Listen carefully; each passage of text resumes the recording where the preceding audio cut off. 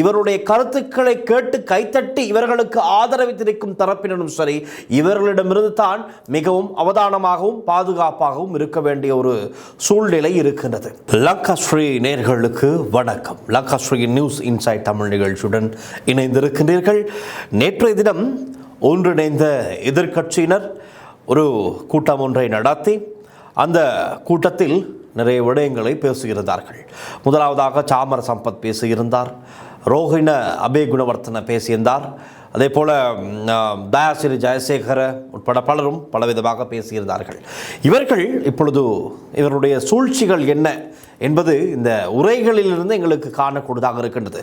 சாமர சம்பத் பிரதானமாக சொல்லியாக வேண்டும், கிறிஸ்தவர்களுக்கும் சிங்கள பௌத்தர்களுக்கும் இடையே ஒரு முருகலை ஏற்படுத்த, ஒரு ஆன்மீக ரீதியான கலவரத்தை உண்டு பண்ண என்ன செய்ய வேண்டுமோ அதற்கான எல்லா வேலைப்பாடுகளையும் சிறப்பாக செய்து வருவதை எங்களுக்கு அவதானிக்கூடியதாக இருக்கிறது.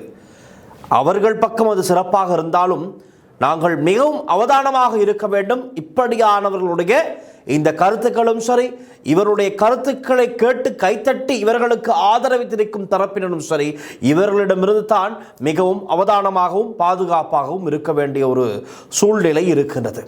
காரணம், ஒரு இடத்திலே சாமர சம்பத் சொல்லுகின்றார், கர்தினால் மெல்கம் ரஞ்சித் ஆண்டகை பாப்பாண்டவராகியிருந்தால், பாப்பரசராகியிருந்தால் இலங்கையும் வத்திக்கானாக இருக்கும்.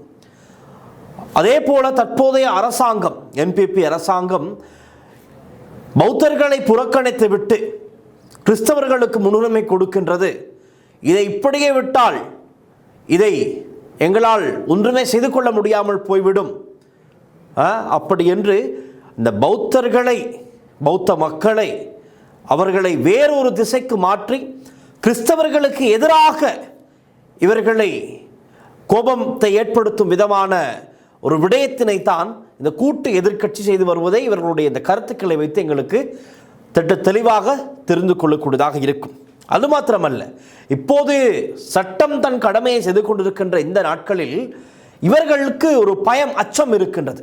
இந்த அச்சத்தின் காரணமாக இவர்கள் என்ன செய்கின்றார்கள் என்றால், இன்று இவர்கள் செய்வதை செய்யட்டும், ஆனால் இன்னும் 2 வருடங்களில் எங்களுடைய ஒரு அரசாங்கம் ஆட்சிக்கு வந்துவிடும், அப்பொழுது இவர்களை நாங்கள் சிறையில் அடைப்போம். அதாவது பள்ளிக்கு பலி, பதிலுக்கு பதில் என்பதைத்தான் செய்ய இந்த எதிர்க்கட்சியினர், கூட்டு எதிர்க்கட்சி என்று சொல்லியிருக்கின்ற இந்த குழுவினர் இப்பொழுது மக்கள் மத்தியிலே பேசி வருகிறார்கள்.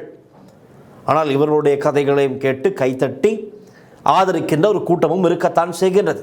அதற்கு எம்மால் ஒன்றும் செய்ய முடியாது, அது அவர்களுடைய விருப்பம். ரைட்.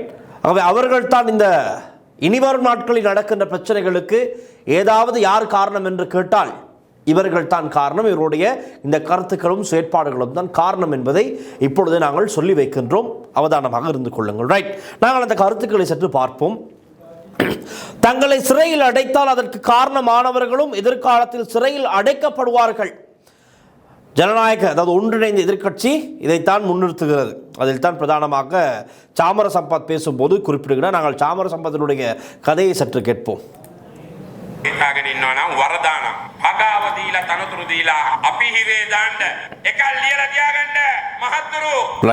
அவர் குறிப்பிடுகின்றார், இந்த அரசாங்கத்தை வீட்டுக்கு அனுப்பும் காலம் மிக விரைவில் வந்து கொண்டிருக்கின்றது. அவர் குறிப்பிடுகின்றார், எங்கள் ஆட்சி மீண்டும் அமைந்த பிறகு இந்த அனைத்து வழக்குகளும் மீண்டும் விசாரிக்கப்படும், அப்போது அவர்கள் தான் சிறைக்கு செல்லும் நாள் வரும் என்பதை இந்த நேரத்தில் நான் சொல்கிறேன் என்று சாமர சம்பத் குறிப்பிடுகின்றார். சிறிதளவு மட்டுமல்ல, முழுமையான சுத்தப்படுத்த வேண்டும், இந்த நாட்டின் அழுக்கை முழுவதும் கழுவ வேண்டும் என்று சாமர சம்பத் குறிப்பிடுகின்றார்.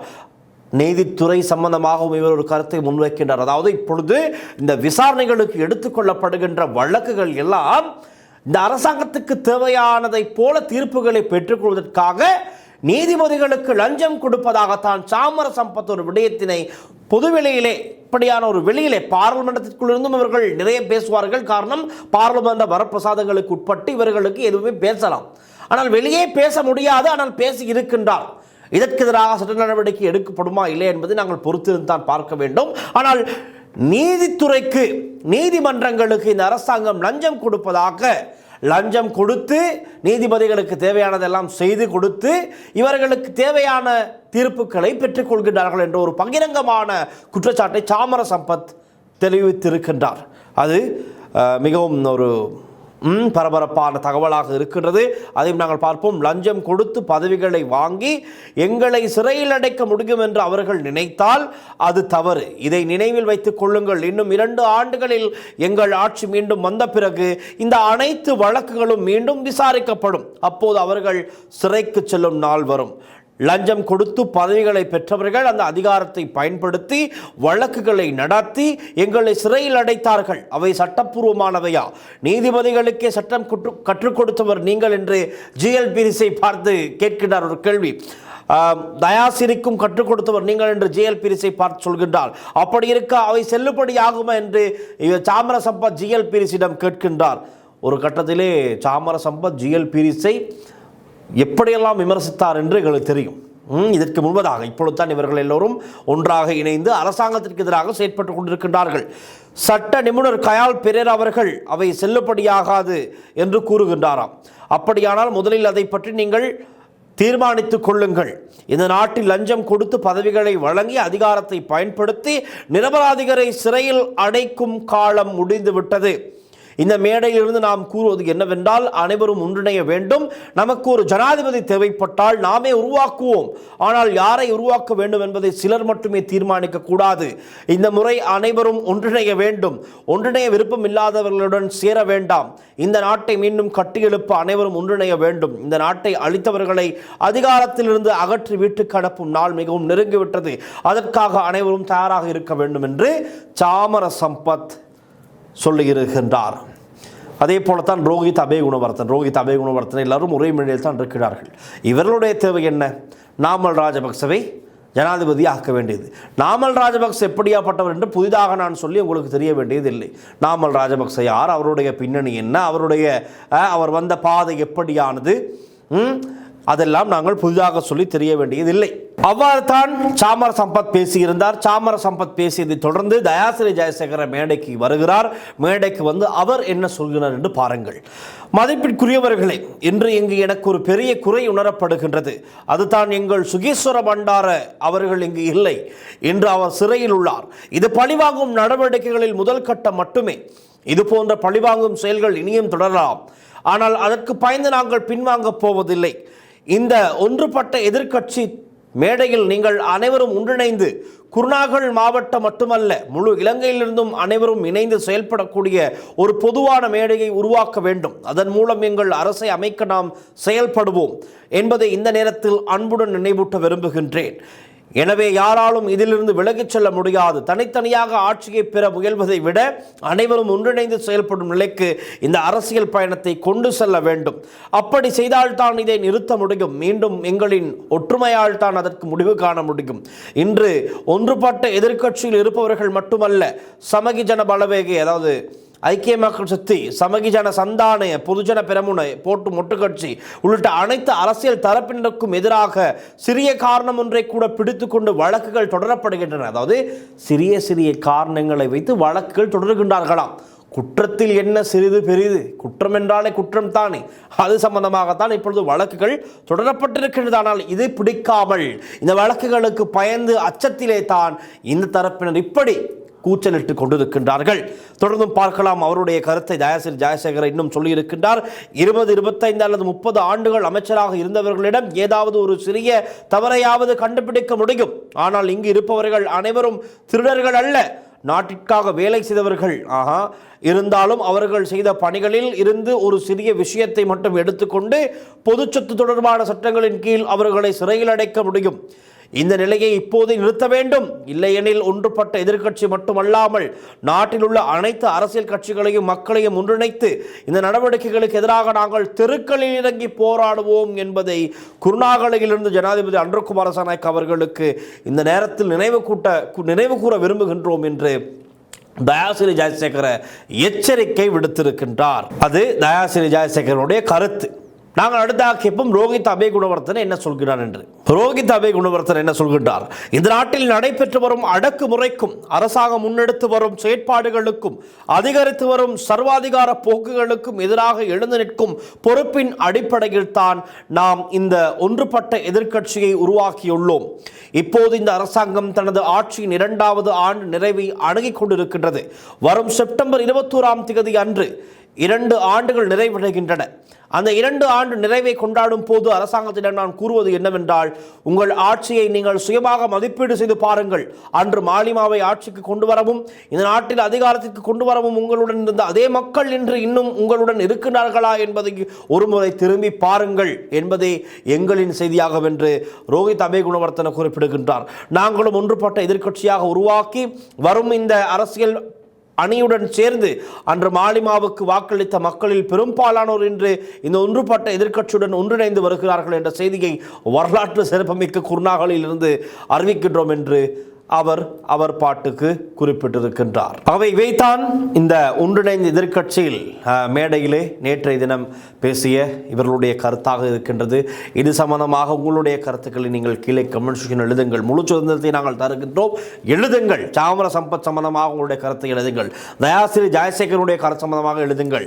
ரோஹித் அபே குணவர்த்தன அவர் பற்றி உங்களுடைய கருத்துக்களை எழுதுங்கள். இவர்கள் எல்லாம் யார், இப்படியானவர்கள், கடந்த காலங்களிலே இவர்களுடைய அரசியல் எப்படியெல்லாம் இருந்தது என்பது குறித்து புதிதாக சொல்ல வேண்டியதில்லை, அனைவருக்கும் அறிந்த விடயம்தான். ஆனால் இவர்களுக்கு என்ன பிரச்சனை என்றால், இன்று சட்டம் தன் கடமையை செய்து கொண்டிருக்கும் போது பதற்றத்திலே, அதுவும் மற்றவர்களுக்காக, குறிப்பாக தெரியும் ராஜபக்ஷக்கள் சம்பந்தமான ஊழல் மோசடி வழக்குகள் இப்பொழுது வெகு விரைவாக வேகமாக விசாரிக்கப்பட்டு வருகின்றது. அதே போல கடந்த ஆட்சி காலங்களில் இருந்த அமைச்சர்கள், பிரதி அமைச்சர்கள், கேபினட் அமைச்சர்கள் சம்பந்தமான அரசியல்வாதிகள், பிரதேச சபை உறுப்பினர்கள், இப்படி அனைவர் செய்த ஊழல் மோசடிகள் சம்பந்தமாக வலை வீசி தேடி பிடித்துக் கொண்டிருக்கின்றார்கள். அவை சம்பந்தமான வழக்குகளை துரிதப்படுத்திக் கொண்டிருக்கின்றார்கள், விசாரணைகளை துரிதப்படுத்திக் கொண்டிருக்கிறார்கள்.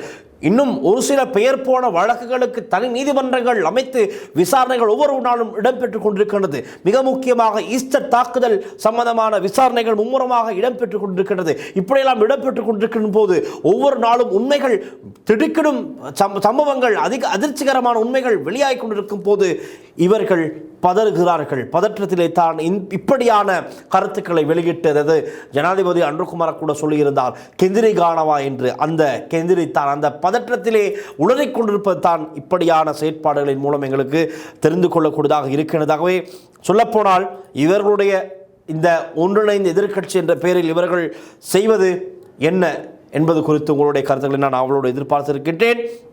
இந்த ஒன்றிணைந்த எதிர்க்கட்சியின் அரசியல் நடவடிக்கை என்னவென்றால், பல்வேறு எதிர்க்கட்சிகளை சேர்ந்த அரசியல்வாதிகள் ஒன்றிணைந்து தற்போது அரசாங்கத்திற்கு எதிராக பொதுவான அரசியல் முன்னணியை உருவாக்க முயற்சிப்பதாகத்தான் சொல்லப்படுகின்றது. இந்த ஒன்றிணைவு அரசின் நடவடிக்கைகளுக்கு எதிராக மக்கள் ஆதரவை திரட்டும் நோக்கத்துடன் நடைபெறுவதாகத்தான் குறிப்பிடப்படுகின்றது. நீதித்துறையின் சுயாதீனத்துக்கு அச்சுறுத்தல் என்ற குற்றச்சாட்டையும் இவர்கள் முன்வைக்கின்றார்கள்.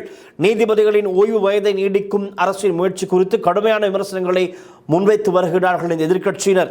இது குறிப்பாக தலைமை நீதிபதியை பதவியில் தொடர வைத்திருக்கவே மேற்கொள்ளப்படும் அரசியல் நடவடிக்கை என எதிர்க்கட்சிகள் குற்றம் சாட்டுகின்றன. அந்த திட்டத்துக்கு எதிர்க்கட்சிகளுக்கு பிடிக்கவில்லை, அவர்கள் எதிர்ப்பினை தெரிவிக்கின்றார்கள். அந்த இப்படியான அதிரடி நடவடிக்கைகள் காரணமாக பதற்றத்திலே தான் இவர்கள் இப்படியான கருத்துக்களை வெளியிட்டு வருகின்றார்கள். விசாரணை அதிகாரிகள் மீதும் அழுத்தம் கொடுத்து கொண்டு தான் இருக்கின்றார்கள். ஊழல், நிதி மோசடி உள்ளிட்ட வழக்குகளை விசாரிக்கும் சிஐடி, லஞ்ச ஆணைக்குழு மற்றும் பிற விசாரணை அதிகாரிகளின் எதிர்காலத்தில் அரசியல் பழிவாங்கலுக்கு உள்ளாகலாம் என்ற அச்சம் வெளியிடப்படுகிறது. இப்பொழுது சாமர சம்பத் குறிப்பிடுகின்றார், இதே போல இன்னும் 2 வருடத்தில் வருகின்ற எங்களுடைய ஆட்சியிலே இவை அனைத்தும் விசாரிக்கப்பட்டு உங்களை நாங்கள் சிறையில் அடைப்போம், அந்த காலம் நீண்ட நாள் இல்லை, மிக விரைவில் அது நடக்கும் என்று இப்பொழுது எச்சரிக்கை விடுக்கின்றார். ஆகவே என்ன, இவர்கள் நிச்சயமாக அரசியல் பழிவாங்கலை தான் செய்ய போகிறார்கள் என்பது திட்ட தெளிவாக தெரிகிறது. ஆட்சி மாறினால் தற்போதைய விசாரணை அதிகாரிகள் மீது நடவடிக்கை எடுக்கப்படும் என சில அரசியல்வாதிகள் கருத்து சுட்டிக்காட்டப்படுகின்றது. அரசியல் பழிவாங்கல் குறித்த விவாதமும் இங்கு முக்கியமாக நாங்கள் அவதானிக்கப்பட வேண்டிய ஒன்றாக இருக்கின்ற தற்போதைய அரசாங்கம் முன்னாள் அமைச்சர்கள் மற்றும் அரசியல்வாதிகளை கைது செய்வது அரசியல் பழிவாங்கலா அல்லது சட்ட நடவடிக்கை என்ற விவாதம் தொடர்ந்தும் இடம்பெற்று வருகின்றது. சிலர் இதை பழிவாங்கல் என கூறினாலும் மற்றவர்கள், பொதுவாக பெரும்பாலான மக்கள் சட்டத்தின் வழக்கமான நடைமுறை என கருத்துக்களை முன்வைத்து வருகிறார்கள். மக்கள் அவற்றை ஆதரிக்கின்றார்கள். கடந்த காலங்களில் அசைக்க முடியாத பலரை இந்த அரசாங்கம் அசைத்துக் கொண்டிருக்கின்றது.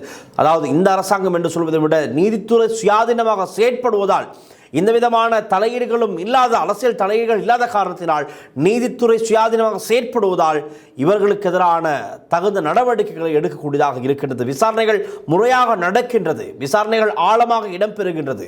ஆகவே தான் இப்பொழுது இவர்கள் இதற்கெல்லாம் எதிர்ப்பு தெரிவிக்கின்றார்கள். ஆகவே இன்று இந்த அரசாங்கத்தின் செயற்பாடுகள், அதே போல நீதித்துறையின் சுயாதீனமான செயற்பாடுகளை விமர்சித்து வருகின்ற இந்த ஒன்றிணைந்த எதிர்க்கட்சிகள், கூட்டு எதிர்க்கட்சிகளுடைய கருத்துக்கள் சம்பந்தமாகத்தான் நாங்கள் இன்று ஒரு ஆய்வு செய்திருந்தோம். அவர்களுடைய கருத்துக்கள் அனைத்துமே ஒரு பயம், அச்சத்திலே அவர்கள் கத்துகிறது தெரிகிறது. அவருடைய அந்த கத்தும் சத்தம் இவருடைய இந்த கருத்துக்களில் இருந்து எங்களுக்கு கேட்கின்றது, பொதுவாக எல்லோருக்குமே கேட்கின்றது. ஆகவே பயத்திலே இவர்கள் நடுங்க தொடங்கி இருக்கின்றார்கள். அந்த நடுக்கத்தில் வருகின்ற வார்த்தைகள் தான் இவை.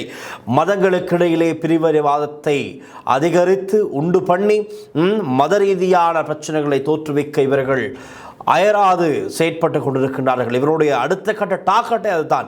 மதங்களுக்கிடையிலே ஒரு வன்முறையை தூண்டும் செயற்பாடுகளை இவர்கள் முன்னெடுத்து கொண்டிருப்பது தெரிகிறது. ஆகவே தான் மிகவும் அவதானமாக இருக்க வேண்டும். ஜனாதிபதி அனுரகுமார சாணக்க உட்பட இந்த அரசாங்கம் என்னதான் அவர்களுடைய அரசியல் ரீதியான பல விமர்சனங்கள் இருக்கத்தான் செய்கின்றது, இல்லாமல் அரசாங்கத்த பக்கமும் நிறைய குறைபாடுகள் இருக்கின்றது. ஆகவே இந்த சட்ட ரீதியான நடவடிக்கைகள் பற்றி பேசும்போது நிச்சயமாக எந்த விதமான பின்வாங்கலும் இல்லாமல் பயப்படாமல் பேசலாம். சட்டம் தன் கடமையை சரியாக செய்து கொண்டிருக்கின்றது, சுயாதீனமாக நீதித்துறை இயங்குகின்றது. ஆகவே தான் எங்களுக்கு இந்த அதிரடியான கருத்துக்களை, உத்தரவுகளை நீதிமன்றத்தில் இருந்து எங்களுக்கு கேட்கக்கூடியதாக இருக்கின்றது. உங்களுடைய கருத்துக்களையும் கீழே எழுதுங்கள். இவருடைய நடவடிக்கைகள் சம்பந்தமாக தொடர்ந்தும் எழுதுங்கள். இன்று அவைத்தான் மிக முக்கியமான விடயங்களாக இருக்கின்றது. மீண்டும் நாளைய நிகழ்ச்சியில் இன்னும் பல புதிய விடயங்களோடு சந்திக்கலாம். தொடர்ந்தும் லங்காஸ்ரீயுடன் இணைந்திருங்கள். ஒளிப்பதிவாளர் லிசியாருடன் நான் ஷர்மின்சன். நன்றி, வணக்கம். லங்காஸ்ரீ நேயர்களுக்கு வணக்கம். லங்காஸ்ரீயின் நியூஸ் இன்சைட் தமிழ் நிகழ்ச்சியுடன் இணைந்திருக்கின்றீர்கள். நேற்றைய தினம் ஒன்றிணைந்த எதிர்க்கட்சியினர் ஒரு கூட்டம் ஒன்றை நடத்தி அந்த கூட்டத்தில் நிறைய விடயங்களை பேசுகிறார்கள்.